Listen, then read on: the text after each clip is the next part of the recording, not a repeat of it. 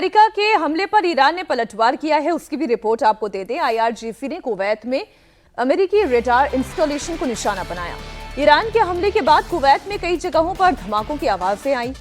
इससे पहले IRGC ने दावा किया था कि उसी अली अल सालेम में C-RAM रडार और अमेरिकी सैनिकों के जमा होने की जगह पर हमला किया गया था।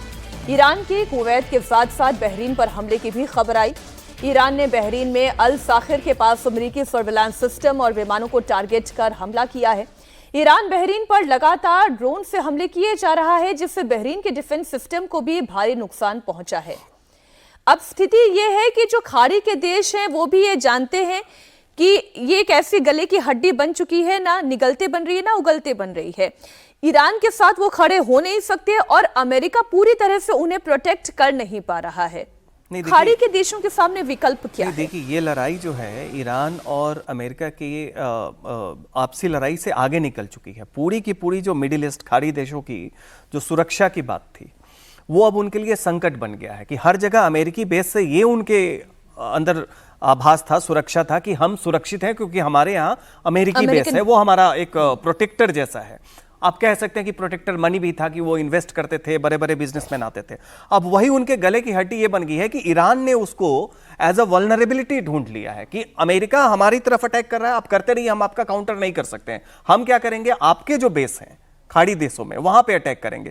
तो अमेरिका के कारण क्या है, इन सारे खाड़ी देशों की जो सुरक्षा की अपनी अभी तक की नीति थी, जो संयंत्र था, वो उनके लिए असुरक्षा की नीति बन गई। लेकिन अगर अमेरिका ने ब्रिजेस पर हमला करना शुरू कर दिया, सैलिनेशन प्लांट पर, डिसैलिनेशन प्लांट्स पर हमला करना शुरू कर दिया, पावर प्लांट्स पर हमला करना शुरू कर दिया, ऐसी परिस्थिति में क्या ईरान झुकेगा?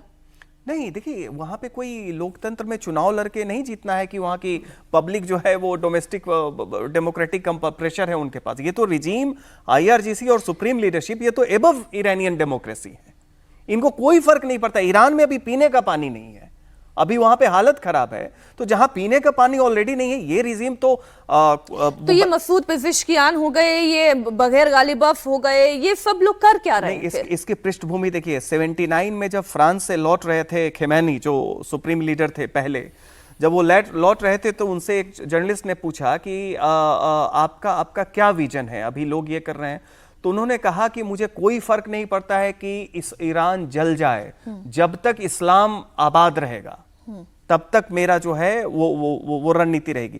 तो वहां की जो रिजीम है उसके लिए वो सिविलियन, ये सब चीजें लोकतंत्र में मैटर करती हैं कि आपने क्राइसिस क्रिएट कर दी और इंटरनल प्रेशर हुआ और वो रिजीम टॉप।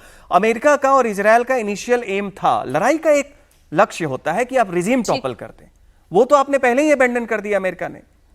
अब आप इस रिजीम को टॉपल नहीं करना चाह रहे। ट्रंप बस ये चाह रहे हैं कि एक फाइल है बंद हो जाए किसी तरीके से, ईरान जो है नेगोशिएशन इजराइल ये फाइल बंद होने कहां देगा? जैसे एक फाइल खुल चुकी है पाकिस्तान ऑक्यूपाइड कश्मीर में, ये बगावत की फाइल है जो मुनीर से बंद किए नहीं बंद हो रही है। POK में हालात बिगड़ते चले जा रहे हैं। पिछले 40 दिन से हजारों लोग सड़कों पर है।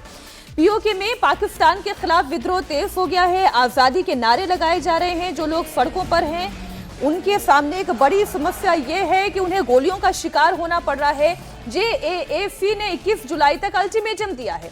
अगर उनकी मांगे नहीं मानी गई तो 22 जुलाई से मुजफ्फराबाद में लॉन्ग मार्च फिर से शुरू होगा और आंदोलन पहले से उग्र होगा। बुधवार को हजारों की संख्या में प्रदर्शनकारी सड़कों पर उतरे और पाकिस्तानी सेना और पुलिस की बर्बरता के खिलाफ उन्होंने मार्च निकाला। इसके बाद पाकिस्तान की सरकार हरकत में आई और JAAC नेताओं के साथ बातचीत का दौर शुरू किया गया। रिपोर्ट के मुताबिक पाकिस्तान के पूर्व प्रधानमंत्री राजा परवेज अशरफ की अगुवाई में एक प्रतिनिधि मंडल रावलकोट पहुंचा और JAAC के नेताओं से बात की जा रही है। बता दें कि पिछले 1 महीने से चल रहे इस आंदोलन में अब तक 60 से ज्यादा लोगों की मौत हो चुकी है। सैकड़ों लोगों को गिरफ्तार किया गया है, जिसके बाद से पाकिस्तान के खिलाफ गुस्सा बगावत में तब्दील हो गया है। जो तस्वीरें इस वक्त आप देख रहे हैं, ये आर पार की लड़ाई दिखाई दे रही है अजीत जी, और इस आर पार की लड़ाई में मुनीर इसे संभाल पाने की स्थिति में है या नहीं है? नहीं, मुनीर के सारे उपाय फेल हो गए और उनके सामने वो देखिए जो पॉलिटिकल लीडरशिप को जो इनिशिएटिव लेना चाहिए था वो इनिशिएटिव नहीं लिया गया मुजफ्फराबाद ये पीओके में। मिलिट्री इनिशिएटिव्स लिए गए हैं, मिलिट्री स्टेप आपने सेना उतार करके लोगों पर गोलियां चला करके आंदोलन समाप्त करने की कोशिश की। ये आंदोलन शुरू हुआ था इकोनॉमिक इश्यूज को लेकर के, बड़ी भारी आर्थिक कठिनाई है, महंगाई बहुत ज्यादा है, जरूरत की चीजें नहीं मिल रही खाने पीने का सामान, रोजमर्रा की चीजें नहीं मिल रही हैं वहां, तो इसको लेकर के आंदोलन शुरू हुआ था और वो व्यवस्था करने की बजाय मिलिट्री के जरिए आपने कुचलने की कोशिश की। फिर ये आंदोलन पॉलिटिकल होता गया। अभी 27 जुलाई को पीओके में इलेक्शंस होने हैं। अब ये इलेक्शंस होंगे या नहीं होंगे ये अभी नहीं कहा जा सकता, क्योंकि जिस तरह के हालात हैं वहाँ चुनाव कराने के हालात नहीं है। और फिर वो इशू जुड़ गया उसमें 53 में से क्या है कि ऑलरेडी इन लोगों ने 20 सीटें आरक्षित कर दी हैं। 12 सीटें तो आरक्षित हैं वहाँ जो जिसको समाप्त करने की बात हो रही है कि 12 सीटें एक तरफ आरक्षित हैं और दूसरी 8 सीटें आरक्षित हैं जो प्रवासी कश्मीरियों के लिए और उलेमाज के लिए, ये सब। तो 20 सीटें आरक्षित कर दी आपने और वो 20 सीटें एक तरह से सरकार के हाथ में रहती हैं, जो सरकार इस्लामाबाद में बैठी हुई है। 33 सीट में से आप कितना भी चुनिएगा वो 20 उनका हो जाएगा और सरकार उनकी बनती है।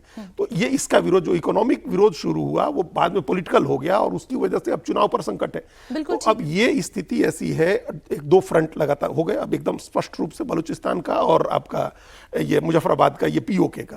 इस दोनों फ्रंट पर एक इकोनॉमिक फ्रंट है, बलूचिस्तान की वजह से पूरा चोक हो रही है इकोनॉमी उन लोगों की, और चाइना के साथ चाइना की इकोनॉमी पर भी उसका असर हो रहा है, क्योंकि वो जो चाइना वाला कॉरिडोर है वो वहां प्रभावित हो रहा है, चाइना की माइनिंग एजेंसीज का काम वहां प्रभावित हो रहा है बलूचिस्तान में, और यहाँ पीओके में आकर के ये इकोनॉमिक जो आपका आंदोलन था वो पॉलिटिकल आंदोलन में तब्दील हो गया है।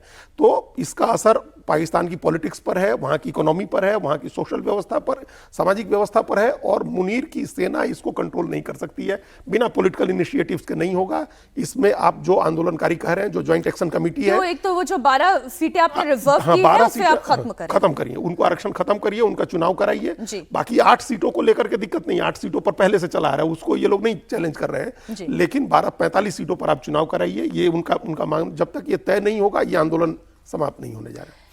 ये आंदोलन तो चलिए पीओके का आंदोलन है, और इसे अब शहबाज कैसे काउंटर करते हैं, मुनीर कैसे काउंटर करते हैं, और क्या आने वाले दिनों में पीओके पाकिस्तान से हटकर खुद स्वतंत्र हो जाएगा, ये भी एक बड़ा सवाल है।